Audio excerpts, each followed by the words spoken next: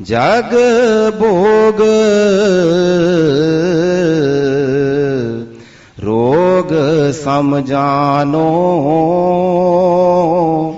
धन माल चाह दुख मानो। देखो, इस कड़ी में स्वामी जी महाराज हमें दो चीजों से सावधान रहने की हिदायत दे रहे हैं।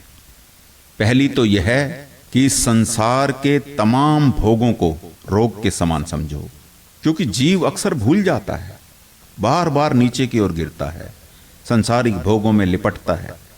जहां भोगों के सन्मुख हुआ वहीं उनमें लिप्त हो गया। हम सभी जानते हैं कि कैसे जरा जरा मामलों में मन बिगड़ जाता है, और जबकि कितनी दफा हम सत्संगों में सुन चुके हैं कि जेते भोग तेते रोग, जितने स्वाद उतनी मवाद, फिर भी हम इंद्रियों के वश बेबस होकर बड़े आसानी से उनके शिकार बन जाते हैं, और जब ये भोग रोग बनकर फूटते हैं तब हम दुखी होते हैं। इसलिए आप हिदायत देते हैं कि संसार के भोगों की चाहना को दूर करो और अपने अंतर में नाम की लज्जत लेने के लिए यत्न करो, यानी बिना नागा भजन सिमरन करो। और दूसरी हिदायत आपने यह दी कि धन माल चाह दुख मानो। कौन मानता है? विचार करके देख लो। हम में से कितने लोग ऐसे होंगे जो इस बात को मानते हैं? शायद ही कोई विरला होगा। नहीं तो हम तो दुनिया के धन माल में ही सुख समझे बैठे हैं। क्या बच्चा, क्या बूढ़ा, क्या नौजवान, सबके अंदर दुनिया के धन माल को इकट्ठा करने की चाहना भरी पड़ी है एक समान। तुलसी साहब फरमाते हैं, आशा तृष्णा ना मरी, मर मर गए शरीर। शरीर बूढ़ा हो जाता है, लेकिन कभी किसी की आशा तृष्णा मरते नहीं देखी। एक गाड़ी है, एक और बड़ी गाड़ी चाहिए। एक मकान है, अब हमें एक और बड़ा मकान भी चाहिए।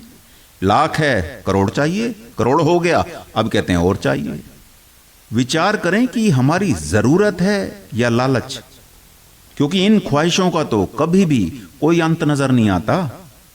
इसलिए कबीर साहब सबसे मोटी बात हमारे सामने रखते हैं, भले ही सुनने में किसी को कड़वी लगे। आप फरमाते हैं, कामी क्रोधी लालची इनते भक्ति ना होए, क्योंकि भक्ति करे कोई सूरमा, जाति बरन कुल खोए। कहने का भाव सिर्फ इतना है कि जिसको सच्चे परमार्थ की चाह होती है वो कभी भी दुनिया के धन माल के पीछे नहीं भागता। वो तो जैसे मछली जल में केल करती है और बिना जल के तड़पती है, ऐसे ही जो सच्चा परमार्थी है वो भक्ति के रस में मगन रहता है और मालिक का शुक्राना अदा करता रहता है, क्योंकि वो हमेशा अपने अंदर यही महसूस करता है कि मेरे सतगुरु पकड़ी बहां, नहीं तो मैं बह जाता। क्योंकि संसार के भोग और इसकी तमाम चीजें हैं ही ऐसी लुभावनी कि आदमी का विचार, सोच और समझ और होशियारी जैसी की चाहिए काम नहीं देती। ये तो सतगुरु की अपार दया मेहर बख्शिश का नतीजा है जो आज हम उनके सत्संग में बैठे हैं। नहीं तो बाहर तो हालत बड़ी खराब है। जरा जरा सी बातों पर लोग मरने मारने को तैयार हो जाते हैं। जिसको भक्ति में रस आता है उनको संसार फिर दुखों का जाल दिखाई पड़ता है, गंदगी का ढेर नजर आता है, संसारी भोगों से सच्ची नफरत पैदा होती है। कबीर साहब ने फरमाया, ओ रस आवा ए रस जावा। जब अपने अंतर में शब्द का रस आना शुरू होता है तब जीव की ऐसी अवस्था बनती है।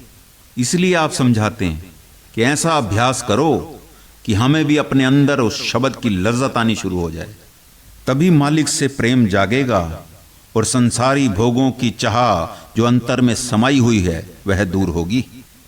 नहीं तो ये मन तो बड़ा बेईमान है, ये केवल बातों से मानने वाला नहीं। स्वामी जी महाराज के बोल हैं कि करे सत्संग सुने बाणी, समझ तो भी नहीं आई।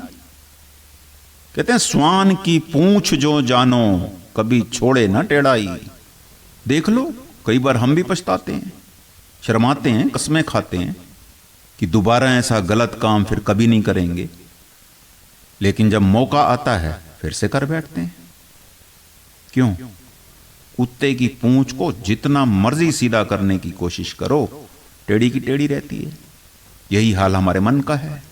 पहले किसी बात से नफरत करता है, घंटे दो घंटे के बाद उसी काम को करने को तैयार हो जाता है। कहने का भाव यह है कि ये केवल बातों का विषय नहीं, संत मत करनी का मार्ग है। और भजन सिमरन करने का मतलब ही यही है कि हमारी आत्मा और मन यहां से सिमटें, बंधन टूटें। बाकी संसार में रहते हुए जितने काम जो कि जरूरी हैं वो भी करने चाहिए, मगर एहतियात के साथ। जैसे जीने के लिए खाना जरूरी है, खाने के लिए जीना नहीं। हम तो खाने के लिए जिए जा रहे हैं, विषय विकार भोग विलासों के पीछे दौड़ रहे हैं। इसलिए संतों महात्माओं को अफसोस होता है। अगर हम संत मार्ग पर अपनी मर्जी से शरीक हुए हैं तो फिर हमारा यह फर्ज बनता है कि संत मत के असूलों के मुताबिक हम अपनी रहनी बनाएं, तभी हम परमार्थ में तरक्की कर पाएंगे और इस संसार रूपी भवसागर से पार उतर पाएंगे। जग भोग रोग समझानो,